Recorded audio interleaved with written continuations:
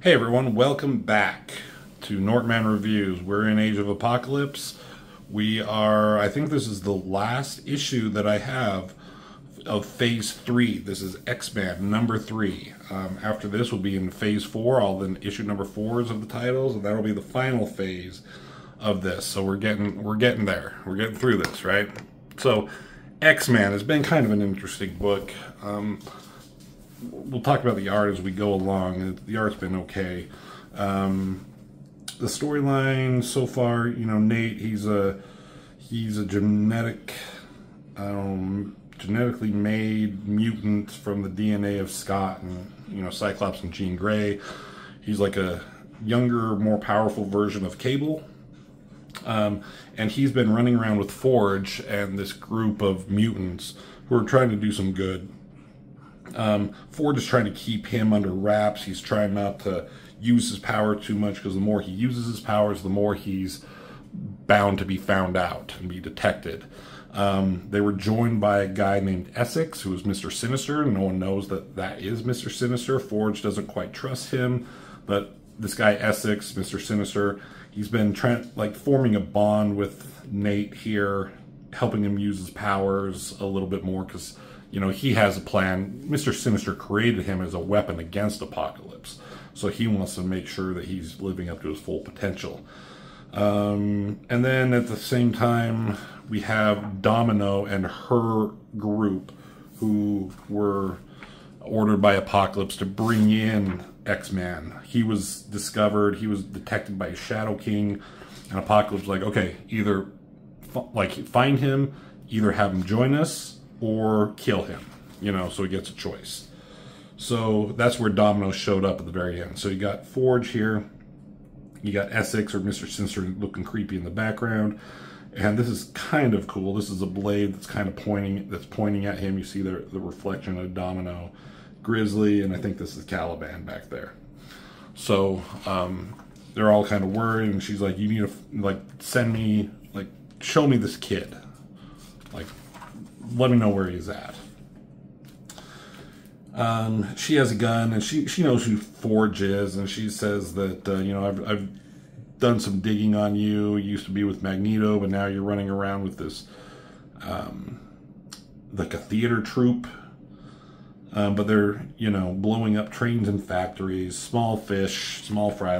We don't really care what you're doing, but now that you're with this telepath, it's kind of a big deal.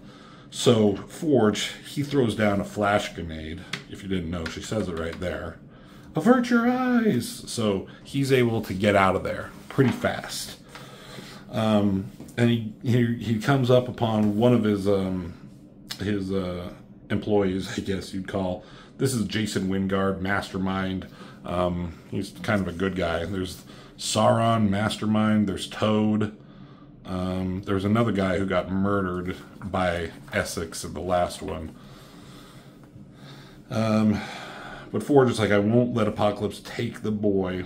And he says, okay, Mastermind, you're going to need to use your powers here.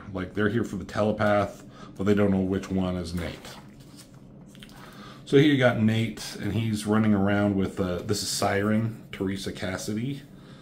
And let's see. And he knows that something is going down. He's kind of far ways away. He's like, something's bad going down, real bad. So he's running off to help out. So they try to give Mastermind here, here's the guy you came for. It's like, shut up. We won't be here for some old geezer. She's smart enough. Mastermind uses his powers to make it look like Apocalypse comes out of nowhere. How dare you question me, to kind of fucking freak her out, but she knows that it can't be a real thing. Who's this artist? It's Steve Scroce, who's a good artist. He's done some good things, and he's not bad here. Like I've said, learning his craft, I guess. It's okay. It's not the greatest shit I've ever seen. Anyways, Domino knows what's going on. She one shot, make it count. She shoots and hits fucking Mastermind and vaporizes his goddamn ass. He's just a fucking pile of bones there. So good job, Forge. You just got that guy killed for nothing. She's about to do it to Forge, but here comes Nate. And he's learning more and more of his powers. He learned how to fly in the last one. Comes swooping down, barrels into her. You're going for a ride, lady. She bonks him in the fucking face with a gun or something. Jumps off as he goes crashing. That's kind of cool. Cool shot of him using his fucking telekinetic psychic powers. It's kind of unclear what he does and how he does these things. But he shoots at her and is blowing away trees and she's dodging and she's like, wow, this is actually like a good fight. This is kind of exciting for her in a way. She comes jumping in, cool energy, cool action, shooting back at him. She's the best. He has a shield up, he blocks it. She comes up with her sword, close and personal. Hits him in the fucking face with the hilt. And she's like, you know how I got the name Domino? Because things have a nasty habit of falling into place for me. That makes sense. She has this weird sword, and this perspective kind of doesn't make sense to me. I don't know how you would draw this. When it comes like wide and just goes to a point, how do you draw that coming straight at you? Do you draw it just like that, or do you do this thing? Because this makes it seem like it's a straight, like parallel edge, and then goes to a point, like a lion-o sword or whatever. But not, you know, you get the point. She's standing over menacingly above him. That's cool, and she's holding this down over his face.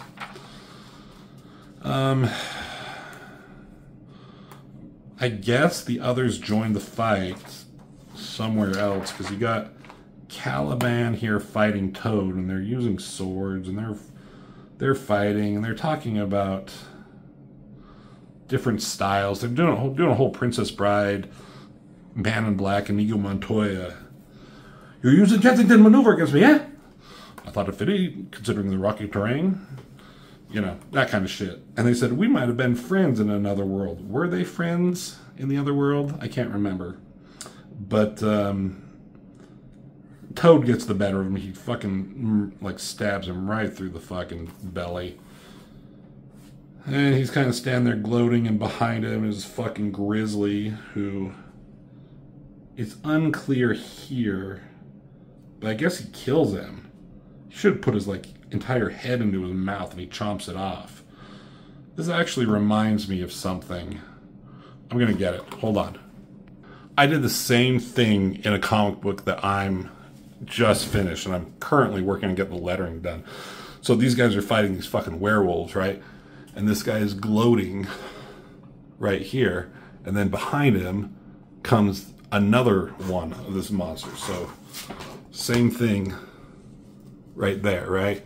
He yells at him, you know, but the fucking wolf bites down on him. And this is what I did. This is what I think should have happened here. Fucking rips him in like fucking 4 pieces. Now, I'm not saying I'm a better artist or anything.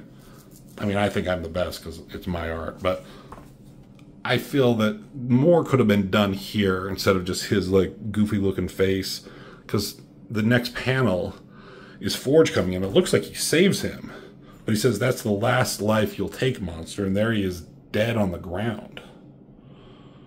Right? So it would have been cooler if he did something, you know, more menacing and bit his fucking head off and just, you know, ate it whole.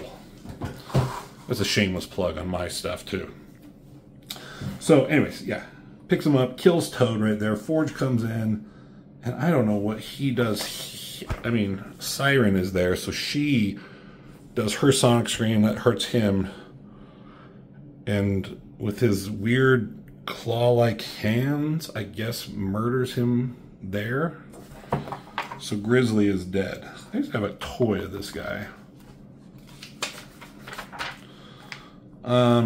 Domino sees, like, oh fuck, Grizzly just died. And when she's distracted, Nate takes that opportunity and lifts her up telekinetically.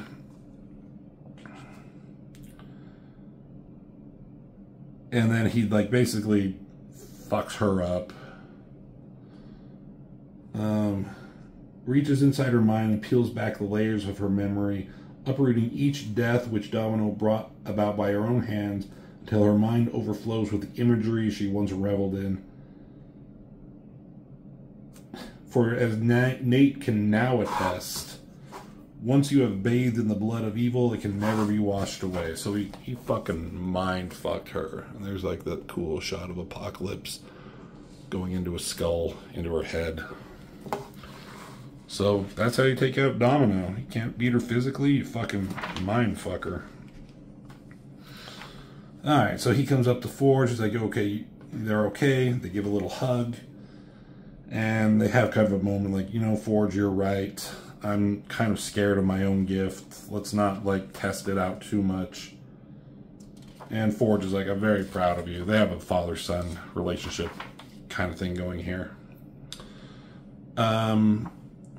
So they go in and I don't know if they're looking for Essex, but they find this guy Brute, who knew who Essex was. He was like, Essex was very familiar. This big dumb Brute guy was in like the pens or the kennel that he experimented people on from, so he knew who Mr. Sinister was. And before, Essex didn't want to be revealed as Mr. Sinister, so he murdered him in the last issue. But he's trying to say it was Domino who killed him. And Forge is like, you're a fucking liar, I know that. And he's like, I don't know what you want, but I'll fight you to my last breath. And then Essex here, he's like, well, that shouldn't take very long.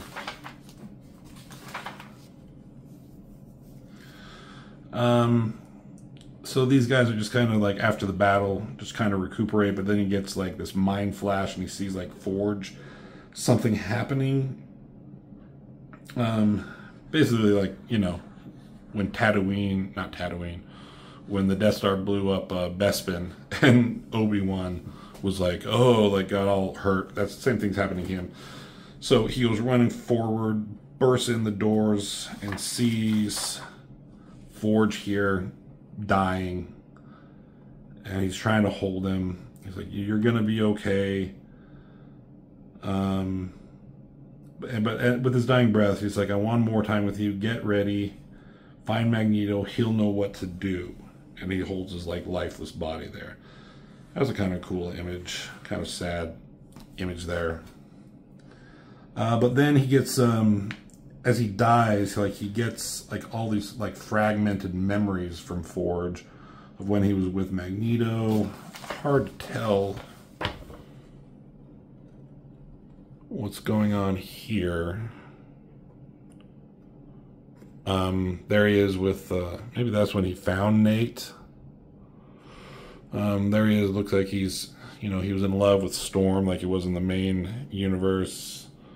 No, I don't know, just all these memories, but the last thing he sees is the man who killed him, right? Haunting image of betrayal. So Nate is like, oh fuck, I know who that is. And then when he dies, Nate kind of has like a little fucking freak out and like blows up that fucking house he was in. That kind of happened before when he was having a bad dream. Essex here is like, well, that's impressive. But now with the distraction out of the way, we can get down to work. He's like, you! Shoots at him with his fucking I-beam. And again, I don't know what this does. It's a weird telekinetic power thing. Yells at him, and the murderer. He's like, you took the only thing I ever loved. He cared for me. You took that all the way. And he's just like trying to vaporize him, but it doesn't work. And up stands what we're going to be, is revealed as Mr. Sinister. And Sinister's like, well, if I'd known he meant so much to you, I would have killed him sooner. So there he is. He's like, you wanted answers? Now you shall have them. What is evil? Some would say that evil is a man named Sinister.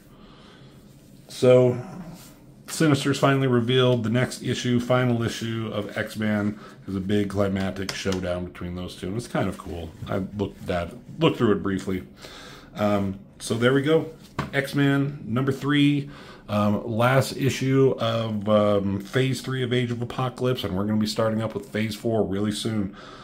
Age of Apocalypse is really fun, really cool stuff, and This issue, I mean, this book, along with a few others, are ones I never really read as a kid, so it's kind of fun for me reading everything and everything just kind of melding together, especially going through these all the issue 1s, all the issue 2s, and stuff like that. So what do you think of this book?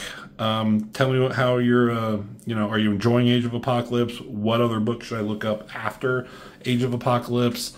Hit me up in the comments, all that kind of stuff. Hit that share and like button, all that crazy stuff. And as always, I will see you in the next video.